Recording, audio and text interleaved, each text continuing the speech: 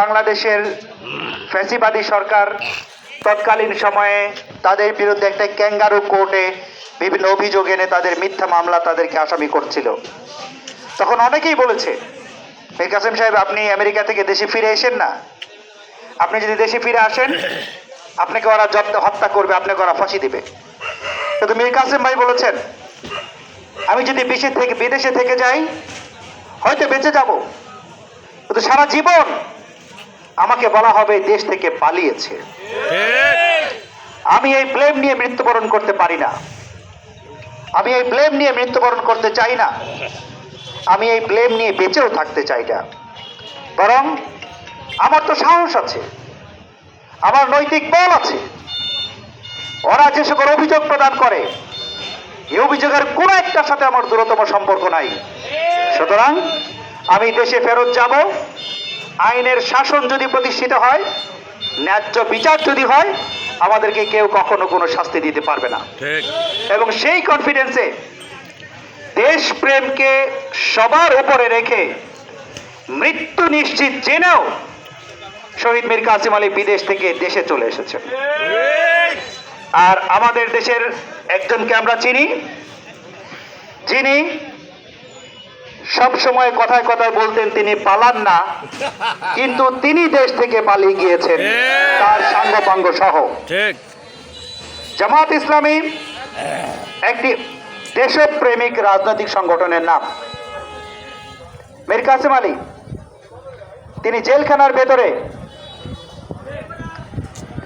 ভেতরে তাকে একজন ব্যক্তি জিজ্ঞেস করেছে যে আপনার আজকে মন খারাপ কেন? তখন তিনি ফাঁসির ছেলে। তখন মীর কাসেম আলীকে বলেছে আপনার মন খারাপ কেন? মীর কাসেম ভাই বলেছেন আমার মন খারাপ এজন্য, আমি আজকে একটা আর্টিকেলে পড়লাম বাংলাদেশের জলবায়ুর অবস্থা, বিশ্ব জলবায়ুর অবস্থা খুবই খারাপ এবং বাংলাদেশ আগামী 30-40 বছরের ভিতরে পানির ভিতরে চলে যাবে, এই জন্য আমার মনটা খুব খারাপ। তখন একজন বলতেছেন যে যিনি তাকে জিজ্ঞেস করেছেন তিনি বলেছেন যে আপনার এখন ফাঁসির রশি আপনার গলায় ঝুলতেছে, নিজের জীবন নিয়ে কোনো চিন্তা নাই, আপনি দেশ নিয়ে চিন্তা করছেন। তখন তিনি বলেছেন যে আমি আমার ব্যক্তিকে নিয়ে চিন্তা করি না, আমি আমার নিজেকে নিয়ে চিন্তা করি না, আমি যদি বেঁচে থাকি দেশের জন্য বেঁচে থাকবো, আমি যদি মৃত্যুবরণ করি দেশের জন্য আমি মৃত্যুবরণ করব। সুতরাং দেশটা আমার কাছে গুরুত্বপূর্ণ। আপনারা ডাক্তার শফিকুর রহমানের কথা জানেন। ডাক্তার শফিকুর রহমান তিনি বক্তব্য দিতে গিয়ে পড়ে গিয়েছেন, তিনি 2 বার পড়ে গিয়েছেন, 3য়-বারে বসে বসে তিনি বক্তব্য দিয়েছেন। আপনারা সেই সমাবেশের কথা জানেন।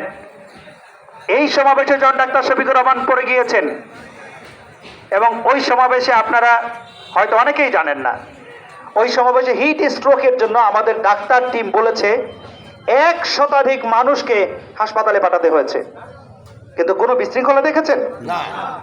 ওই সমাবেশে যখন জামাতের আমির পড়ে গেলেন তখন শুধু স্টেজের কিছু লোকজন ছাড়া আর বাকি স্টেজের বাকি লক্ষ লক্ষ মানুষ যারা ছিল তাদের মধ্যে কোনো বিশৃঙ্খলা দেখেছেন?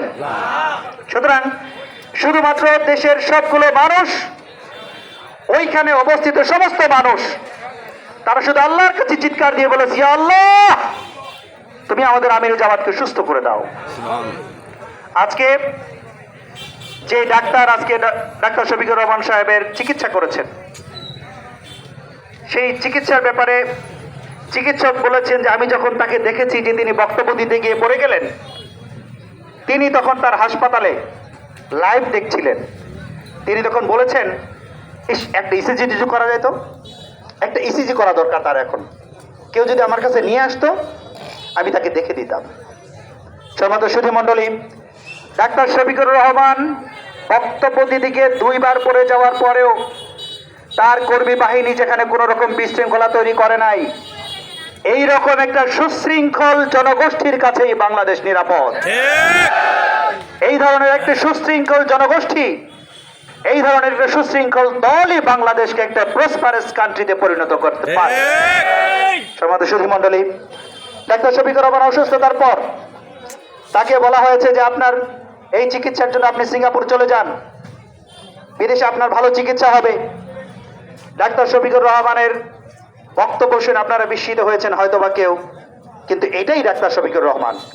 তিনি বলেছেন, আমি আমার দেশের ডাক্তারদের উপর যদি কোনো রকম আস্থা না রাখতে পারি, দেশের জনগণ কোথায় যাবে? সুতরাং আমি বাঁচলেও বাংলাদেশ, মরলেও বাংলাদেশ। সুতরাং আমার চিকিৎসা দেশের মাটিতেই হবে। আমার দেশের অত্যন্ত দক্ষ, যোগ্য, ব্রিলিয়েন্ট সমস্ত ডক্টরস, ফিজিশিয়ানস আছেন, তারাই আমার চিকিৎসা করবেন। সমাজ সুধী মণ্ডলী, ডাক্তার শফিকুর রহমানের সার্জারি আজকে হয়েছে সকালবেলা। সার্জনরা বলেছেন আল্লাহর মেহেরবানিতে অত্যন্ত ভালো সার্জারি হয়েছে। তিনি হাসপাতালে আছেন এবং ডাক্তার আশাবাদ ব্যক্ত করেছেন ইনশাআল্লাহ 7 দিনের মাথায় তিনি বাড়ি যেতে পারবেন। ইনশাআল্লাহ 3 সপ্তাহের ভিতরে আবার তিনি জনগণের সামনে বক্তব্য দিতে পারবেন। ইনশাআল্লাহ ইনশাআল্লাহ আমরা সবাই দোয়া করি, ইয়া আল্লাহ, ইয়া আল্লাহ, তুমি আমাদের রাহবারকে সুস্থ করে দাও। আমিন। ইয়া আল্লাহ, তুমি ডাক্তার শফিকুর রহমানকে সুস্থ করে দাও। আমিন। ইয়া আল্লাহ, তুমি ডাক্তার শফিকুর রহমানকে হায়াতে তাইয়্যিবা দান করো। আমিন। সম্মানিত সুধী মণ্ডলী, এই ধরনের একজন দেশপ্রেমিক